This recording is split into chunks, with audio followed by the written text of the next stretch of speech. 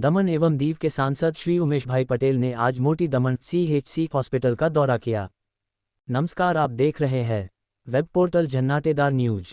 आज जहां हॉस्पिटल की व्यवस्था और सुविधाओं का जायजा लिया, साथ ही हॉस्पिटल में भर्ती मरीजों से मुलाकात कर उनके हाल चाल जाना, साथ ही उनसे हॉस्पिटल में मिलने वाली सुविधाओं के बारे में भी जानकारी ली। सांसद जी को दवाइयों की कमी की जानकारी मिली तो उन्होंने तुरंत संबंधित अधिकारी से फोन कर दवाइयों की कमी को तुरंत पूर्ति करने के लिए कहा। सांसद जी ने कहा, हमारा प्रयास रहेगा कि हमारे विस्तार के लोगों को निःशुल्क हर प्रकार की तमाम सुविधाएं मिले। इस उद्देश्य से हम सदा के लिए तत्पर रहेंगे।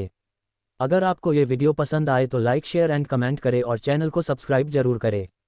મને 2-4 દિવસથી લગાતાર ફોન આવી રહ્યા હતા પેશન્ટોના કે यहाँ पर મેડિસિન્સની પ્રોબ્લેમ છે અને સુપર સ્પેશિયાલિસ્ટ ડૉક્ટરોની અને કિટની પ્રોબ્લેમ છે, તો ઘણી બધી બાબતોનું મને અહીંયા સમસ્યાઓની બાબતની જાણકારી મળતી હતી।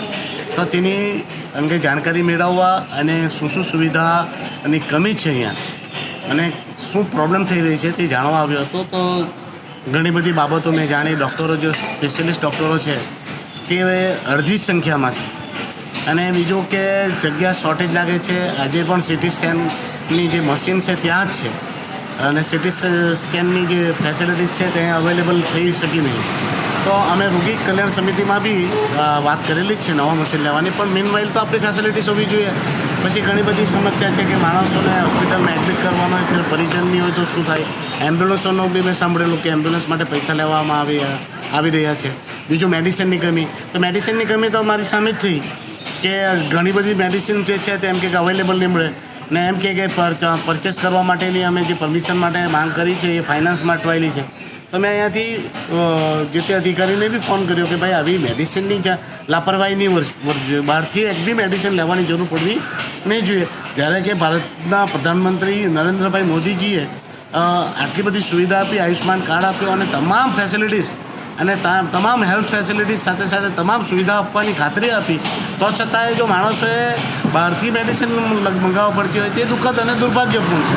તો મેં વાતો કરી છે, ઘણી બધી લેક ઓફ ફેસિલિટીઝ છે તેની પણ જોઈ લીધું છે।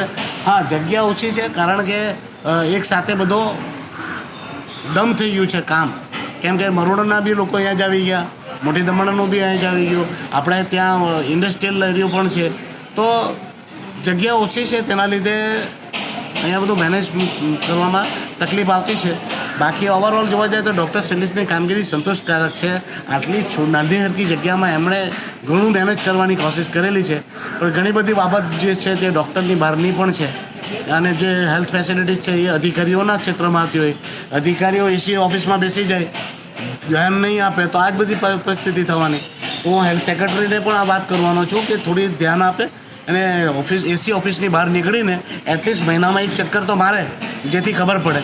તો આજે હું હોસ્પિટલ આવ્યો છું અને હોસ્પિટલ બાદ હું બધા PHCના સેન્ટર છે નાના નાના ત્યાં પણ જવાનો છું, જેથી રોજબરોજના દર્દીઓને જે પ્રોબ્લેમ થઈ રહી છે તેની પણ જાણકારી લેવું અને તેના પણ આપણે સમસ્યાઓનું સમાધાન કરીને લોકોને સારામાં સારી હેલ્થ ફેસિલિટીઝ મળે તે સુનિશ્ચિત કરીએ।